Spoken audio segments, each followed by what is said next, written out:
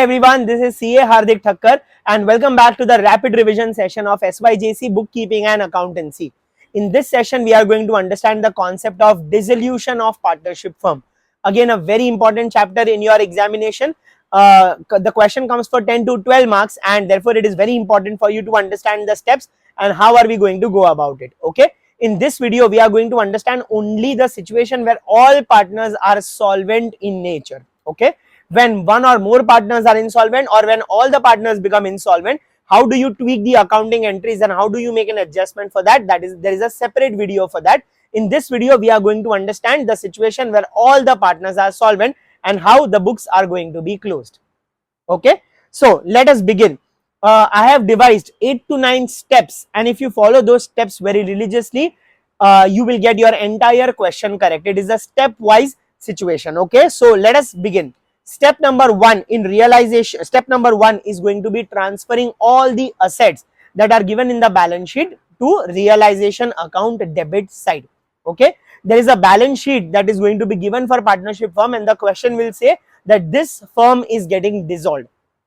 So dissolution basically means you sell off all your assets, you repay all the liabilities, and whatever amount remains after that, partners will distribute among them in the partners capital in the profit sharing ratio, and if there is any kind of deficit, then partners will have to contribute from their pocket. Okay, that is what typically a dissolution means, right? So how do we go about it? In step number 1, we transfer all the values of the balance sheet asset side to the debit of realization. As you can see here, you transfer all the sundry assets to the debit of realization, and you will transfer it at which values? You will transfer it at book values. Okay, the values at which the assets are given in the balance sheet, you transfer at that value. Okay, if cash account is given in the question, you transfer it to the debit balance of cash account, right? Because there is a separate account that is prepared for cash, so you write it on the debit side to balance brought down. If there is any P&L debit balance or any other loss that is present in the balance sheet, you transfer it or you share it among the partners capital in the profit sharing ratio, like to profit and loss account. Okay, if it is a loss, and this will be distributed among them in PSR. So basically everything that is there on the asset side will be transferred to the debit side or at the time of dissolution, whether on the debit of realization or on the debit of partners capital or on the debit of cash and bank account. Okay, then we transfer the liabilities in step number 2. Of course, if the assets are on debit side, all the liabilities will be on credit side. So all the sundry liabilities will be transferred at book value on the credit side. So all the outside liabilities or external liabilities like creditors, bills payable, outstanding expenses, debentures, anything like that, okay, that will be there on the credit side. If there is a partner's capital balance, okay, so partner's capital balance will be on credit side in the partner's capital account, of course, right? If any partner is having a capital on the debit side, it will be posted on the debit side. It is very clear. अगर asset side पे है तो debit side पे आएगा, liability side पे है तो credit side पे आएगा. कौन से account में आएगा ये हमें देखना है. Okay, so liability side पे all the external liabilities on the realization credit, partners के जो capital है, it is on the capital credit side of partners capital account. अगर किसी पार्टनर ने फर्म को लोन दिया हुआ है तो it will be on the separate account which is partners loan account. So by balance brought down. अगर कोई रिजर्व्स है, जनरल रिजर्व, पीएनएल, वो डिस्ट्रीब्यूट हो जाएगा अमंग पार्टनर्स, वो डिस्ट्रीब्यूट हो जाएगा अमंग पार्टनर्स जनरल रिजर्व और PNL in the profit sharing ratio. So liability side पे जो भी है वो क्रेडिट साइड पे आ गया, असेट साइड पे जो भी है वो डेबिट साइड पे आ गया. हमने बैलेंस शीट को खाली कर दिया. Now we are ready to settle the assets and sell off the assets and settle the liabilities. Okay, तो अब क्या करेंगे? अभी हम लोग assets को sell करेंगे. जब हम asset को sell करेंगे तो पैसा आएगा और जब पैसा आएगा तब बैंक अकाउंट डेबिट होगा. ओके, तो बैंक अकाउंट डेबिट होगा और क्रेडिट क्या होगा? अब हम asset को क्रेडिट नहीं करेंगे क्योंकि asset में कोई बैलेंस ही नहीं है. assets के सारे बैलेंस कहां पर है? रियलाइजेशन अकाउंट में. तो हम कौन से अकाउंट को क्रेडिट करेंगे? We will credit realisation account. तो कैश बैंक में डेबिट करेंगे और क्रेडिट वाला तो कैश बैंक के डेबिट में क्या लिखेंगे? To realisation asset sold. Okay, और दूसरा इफेक्ट कहां पर आएगा? दूसरा इफेक्ट आएगा यहां पर by cash and bank account. हम एक एक असेट्स का नाम मेंशन करेंगे, एक एक असेट का नाम मेंशन करेंगे एंड वो कितने में बिका वो हम यहाँ पे लेके we will take a total of that. Clear हो गया? इट इज पॉसिबल कि कोई असेट जो है ना वो पार्टनर टेक ओवर करके लेके जाएगा. लाइक फॉर एग्जांपल कोई इन्वेस्टमेंट या कोई फर्नीचर होगा तो वो पार्टनर बोलेगा एक काम कर, मुझे ये फर्नीचर मुझे मेरे घर में चाहिए तो let me take over this furniture. Correct. तो अगर वो पार्टनर फर्नीचर लेके जा रहा है तो रियलाइजेशन के क्रेडिट में जरूर आएगा, लेकिन डेबिट वाला अकाउंट कौन सा होगा, partners capital account, which means firm को जितना भी पैसा पार्टनर को देना है उसमें से इतना पैसा कम हो जाएगा जितने का वो फर्नीचर लेके जा रहा है। Very logical, right. तो यहाँ पे instead of cash and bank account हम कौन सा अकाउंट क्रेडिट करेंगे, हम क्रेडिट करेंगे पार्टनर्स कैपिटल अकाउंट।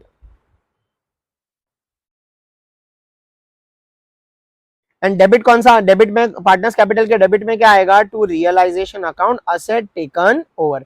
कोई भी पार्टनर लेके जाएगा, ठीक है, अमर अकबर एंथनी तीनों में से कोई भी पार्टनर होगा जो लेके जाएगा उसके अकाउंट में डेबिट हो जाएगा। So basically when assets are being settled, asset हमेशा रियलाइजेशन के क्रेडिट साइड पे सेटल होंगे। डेबिट वाला अकाउंट कौन सा होगा, अगर वो सेल हो रहा है तो बैंक अकाउंट डेबिट होगा, अगर कोई पार्टनर लेके जा रहा है तो पार्टनर्स का कैपिटल अकाउंट डेबिट होगा। Very simple. अभी सेटल करते हैं लायबिलिटीज को, असेट को हमने सेल कर दिया, अभी लायबिलिटीज को सेटल करते हैं। जिन लायबिलिटीज को हम पे करके सेटल करेंगे तो एंट्री क्या पास होगा, अगर हम पे करेंगे तो हमारा बैंक अकाउंट क्रेडिट होगा, एंड डेबिट कौन सा अकाउंट होगा, अभी लायबिलिटी अकाउंट डेबिट नहीं हो सकता है क्योंकि लायबिलिटी में कोई बैलेंस ही नहीं है, करेक्ट, क्योंकि वो बैलेंस हमने क्या कर दिया, रियलाइजेशन में ट्रांसफर कर दिया। तो यहां पर हम डेबिट में क्या लिखेंगे, रियलाइजेशन में टू कैश और bank account liabilities paid. And दूसरा इफेक्ट कहां पर आएगा, दूसरा इफेक्ट आएगा कैश बैंक के क्रेडिट साइड पे by realisation which is liabilities paid. Sir what if कोई लायबिलिटी कोई पार्टनर टेक ओवर कर रहा है, तो अगर कोई लायबिलिटी कोई पार्टनर टेक ओवर कर रहा है तो उसका दूसरा इफेक्ट कहां पर आएगा, फर्स्ट दो इफेक्ट कौन सा आएगा, it will definitely be debited to realization because every liability is there on the credit side, so it has to be settled on the debit side. लेकिन अगर कोई पार्टनर कैरी टेक ओवर कर रहा है तो पार्टनर्स कैपिटल क्या हो जाएगा, क्रेडिट हो जाएगा, liability taken over, realisation account is debited and partners capital account will be credited by realisation account liability taken over. कोई भी पार्टनर लेके जाएगा उसके अकाउंट में क्रेडिट कर देगा, करेक्ट। तो असेट्स ट्रांसफर हो गया, लायबिलिटीज ट्रांसफर हो गया, असेट सेटल हो गया, लायबिलिटी सेटल हो गया, time for some realisation expenses, okay. ये बंद करते टाइम हमें कोई लीगल एक्सपेंसेस इनकर करना पड़ा होगा, देयर आर सम फीस और some fees to professional that we might have to pay, those are called realization expenses. तो ये रियलाइजेशन एक्सपेंसेस जब हम इनकर करेंगे तो ये कहां पर एंट्री पास होगा, रियलाइजेशन के डेबिट में होगा because it is an expense. तो realisation account is like a nominal account जहां पे एक्सपेंसेस डेबिट होंगे, करेक्ट। तो टू बैंक अकाउंट, इसका हेडिंग क्या आएगा, इसका ब्रैकेट में क्या आएगा, expenses, okay. And since we are paying the expenses we will credit it to bank account by realisation account expenses. ये करने के बाद हम लोग क्या करेंगे, हम लोग पार्टनर्स के लोन अकाउंट को सेटल करेंगे, ओके। पार्टनर्स के लोन अकाउंट को सेटल करेंगे और पार्टनर्स के लोन अकाउंट को सेटल करने की क्या जर्नल एंट्री आएगा, पार्टनर्स लोन अकाउंट डेबिट। यहाँ पर रियलाइजेशन अकाउंट डेबिट नहीं होगा क्योंकि पार्टनर्स लोन जो है वो रियलाइजेशन अकाउंट में नहीं है, वो हमने सेपरेटली उसके अकाउंट में लिखा है, correct. All the reason we are debiting realization and not the liabilities because all the liabilities are there in the realization account. The reason we are not crediting the asset is because all the assets are in the realization account. लेकिन यहाँ पर तो partners loan अलग से लिखा हुआ है तो पार्टनर्स लोन डेबिट करेंगे और कैश बैंक को क्रेडिट करेंगे, ओके। और यहाँ पे पार्टनर्स लोन यहाँ पे सेटल करेंगे बाय पार्टनर्स लोन। अब अगर जितने का लोन अमाउंट था उतने ही अमाउंट में अगर हमने सेटल किया तो बेस्ट है, then this account will tally. लेकिन मान लो अगर पार्टनर्स के लोन का बैलेंस था 100 और अगर हमने पे किया 90, करेक्ट, तो यहां पर जो 10 रुपीज का डिफरेंस आएगा this will be transfer to realisation account on the credit side. याद रखना अकाउंट टू अकाउंट ट्रांसफर हमेशा क्रॉस साइड पे होता है, अकाउंट्स टू बैलेंस शीट का ट्रांसफर सेम साइड पे होता है but account to account transfer always happens on the opposite side, okay. तो अगर डेबिट में बैलेंस है तो क्रेडिट में जाएगा, क्रेडिट में बैलेंस है तो डेबिट में जाएगा, करेक्ट। सो अगर यहाँ पे 10 रुपीज का बैलेंस आया you transfer it to the credit of realisation. And in case अगर 100 के सामने हमने 110 पे कर दिया, इन दैट केस 10 रुपीज का balance will come on the credit side. तो यहाँ पर भी ये भी हम कहाँ पे ट्रांसफर करेंगे, this also we will transfer to realisation but on the debit side. तो पार्टनर्स के लोन को सेटल करने के बाद then we will close realisation account. अब रियलाइजेशन का जो बैलेंस है, रियलाइजेशन का जो बैलेंस है फ्रेंड्स, वो या तो यहाँ पर आएगा या तो यहाँ पर आएगा। अगर ये बैलेंस यहाँ पर आ रहा है, okay, as you can see on the screen, तो इसको क्या बोला जाएगा, इसको बोला जाएगा profit and this is which balance, this is credit balance, okay, because credit side बढ़ा है तभी बैलेंस यहाँ पर आया ना, तो this is a credit balance which is a profit. It will be distributed among partners, यहाँ पर डिस्ट्रीब्यूट हो जाएगा, ओके। अगर यहाँ पर बैलेंस आया तो it is a loss, this is called debit balance. तो ये भी कहां पर जाएगा, पार्टनर्स कैपिटल में, वो यहाँ पर डेबिट हो जाएगा, करेक्ट। सो यहाँ पे भी आएगा to realisation if it is a loss. And यहाँ पर आ जाएगा by realisation if it is a profit. Obviously आपको एग्जाम में ये दोनों में से कोई एक जगह पे ही बैलेंस आएगा। I hope everyone understands that, right. ये करने के बाद you settle the partners capital account, you close the partners capital account. Partners capital close करते टाइम हमें बैलेंस या तो यहां पर आएगा या तो यहां पर बैलेंस आएगा, करेक्ट। अगर यहां पर बैलेंस आया तो हम लोग कैश अकाउंट में क्रेडिट साइड पे पोस्ट करेंगे, और अगर यहां पर बैलेंस आया तो हम कैश अकाउंट में, this is partners loan account, okay. अगर बैलेंस यहां पर आया, ठीक है, इफ अगर बैलेंस यहां पर आया तो it will be transfer to the credit side of cash account.